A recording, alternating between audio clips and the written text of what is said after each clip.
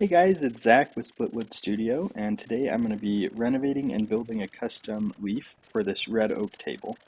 To start off, I was trying to get rid of some of the polyurethane or polyacrylic, whatever was used to seal it in, and the scraper worked fairly well, but I just felt like I wasn't going to be able to get down deep enough to really get out some of the stain and acrylic that was used, and so I decided that I'd actually bring it over to my flattening jig. And when I was getting ready to put it on there, I realized that each of the sides had a lot more wobble than I'd been expecting.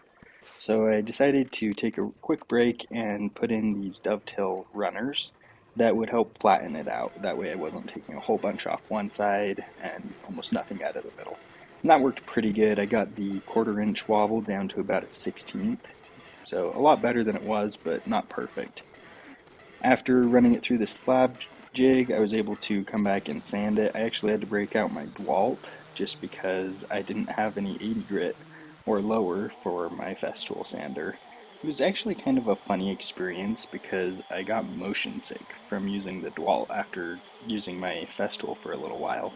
It just had so much vibration that like shook my whole body, and I'd never noticed that before until I started using the Festool. Once I got over the motion sickness, I brought both sides over to my spray booth area, and I just threw a quick coat of stain on the underside of both halves and prepped them for the finish, and moved on to getting all the other small parts ready, including the rounded skirt, and that was kind of fun to sand. Luckily I got to use my Festool for that. But the rest of it I just was able to knock apart. It was fairly easy because it was just held on by finish nails, and a couple of the legs were held on with nuts as well. It took a little bit to get my arm in there and be able to get them off. If I'd thought more about it, I would have taken the bottom panel off and be able to get the channel locks in a little bit closer to the nut. But we got there in the end. Once I got all the parts taken apart, I went through and took out all of the finish nails because I was planning to put it through my planer to remove all of the finish and stain rather than spend hours sanding. And as you can see, one of those boards was actually broken when I was taking it apart, and it was a crack that I could see, so I figured it was going to happen. But it's a fairly simple fix to just throw a little bit of wood glue in there, throw some clamps on it, and let it sit for 24 hours. After that, I was able to throw it in my planer just to take off all of that finish. Once again, this was more just for a speed thing. These boards didn't need to be a specific size. I did want them all to be equal, and the planer was just the fastest option. And then I came in afterwards and sanded them all down so that the stain would be accepted and look the same as the top, rather than if you just leave it plain and try and stain it, the wood just doesn't accept the stain the same. Once I had everything sanded up to 150, I came through and did a slight round over just to match the previous design. And then after that, I went to 180 to match what I did on the top. And then it was back into the paint booth to put a thin layer of dark walnut stain on. While I let that dry, I moved on to reassembling the top with these sliders, and it had a really unique connection point rather than like the twist lever that you see nowadays. It's this long arm that when you pull it together, it kind of tightens everything, and when you push it apart, it loosens everything. It's really interesting and shows the age of this table and all of the mechanisms that went into it. As part of the contract that the customer and I agreed on, he wanted two additional leaves at 15 inches wide, so a total of 30 inches. And so that's what I'm working on right now. I got some red oak from a local hardwood supplier, and I'm milling it down with a brand new toy that I bought myself for my birthday. That's the domino, and I got the 100th anniversary version. It's actually a little bit cheaper if you're interested in buying it. I think they're still available. And I know I'll get some hate for using it, as most YouTube woodworkers do use it. But there's a reason for that. It does save time, and it's just a great product. Now, if it doesn't fit in your budget, then that's totally understandable at like $1,300 for this one. There are other options, however, like a dowel jig that you can get from the Home Depot for right around 25 bucks. And that will do just about anything that the Domino does. The biggest difference is that the Domino is going to be faster. And to prove that I am not just some Festool fanboy, I actually sold my Festool track saw. I was not a fan of it. I felt like it was very weak, and I didn't like that it was corded. Obviously, they sell a cordless version, but I could sell my corded version and then buy the Milwaukee cordless version that I felt like had more features or extras than the Festool does. And after buying it, I still had about $50 left over from selling the Festool. To make sure that both of these sides matched up perfectly, I'm essentially using the track saw jointing method, where I put both slabs super close together and then cut down the middle, taking off a sliver on both sides. And that worked out really well. Now they match up almost perfectly. Then I moved on to finishing the leaves. I needed to put the skirt onto each section. And for that, I used pocket holes. They were what was used in the original skirt, so I just felt like that would match fairly well.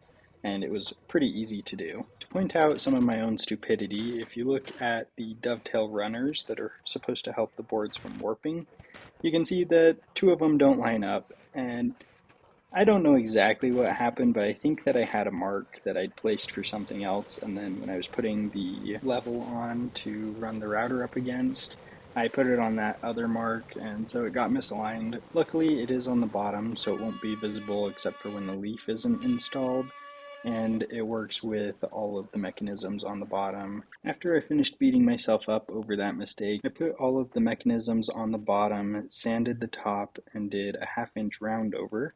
Then I came through and put some stain on the top. Now, I am not a fan of oak or stain, but apparently when you mix the two, I really love it. I love how this turned out. Turns out my math teacher was right. Two negatives does equal a positive. Now, if you're still watching at this point, you're part of one of two crowds. The first one being that you like watching woodworking videos, and the second, those that like to listen to woodworking videos as they fall asleep. And to that group, I hope you have good dreams. But to the first, I would really appreciate it if you like and subscribe to the channel. It's a small effort on your part, but it really does make a big difference to me. Back to the table, I'm using the two-coat method for Rubio monocoat, and that's just to use a maroon sanding pad between coats, essentially, to roughen it up so that the second coat can grab on. And this really mostly affects the sheen rather than the durability. It does add a little bit, but not much to the durability. After I let the Rubio dry for about 7 days to make sure it's fully cured, I went through and cleaned off any oils, and then I put on a nano coat. Now, nano coating is fairly new to the woodworking world. It's been in the automotive industry for quite some time now, but honestly, I'm not the best at describing it. It is a two-part system. The first part is your hard coat that you put a thin layer on, let it cure for 24 hours, and then you can come in and do the top coat. And that one is one that kind of adds more shine, and it also creates like a waterproof barrier. It's not cheap, but very, very worth it. I highly recommend it. I got mine from Blacktail Studio. It's called N3 Nano. And if you want to learn more about it, I'd go check out the website at n3nano.com. As I closed out this build, I found out some kind of cool facts about the table that I wanted to share with y'all. And that is that this table is actually 101 years old. It was given to my customer's wife's great-grandmother in 1924 as a wedding gift from the husband to the wife, and it's been passed down since then.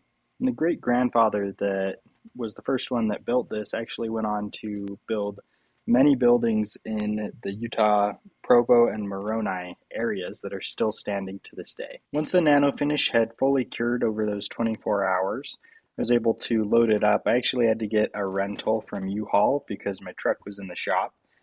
It honestly wasn't too big of a deal though. It was pretty easy to pick up and move inside a van rather than a truck, so that was kind of nice.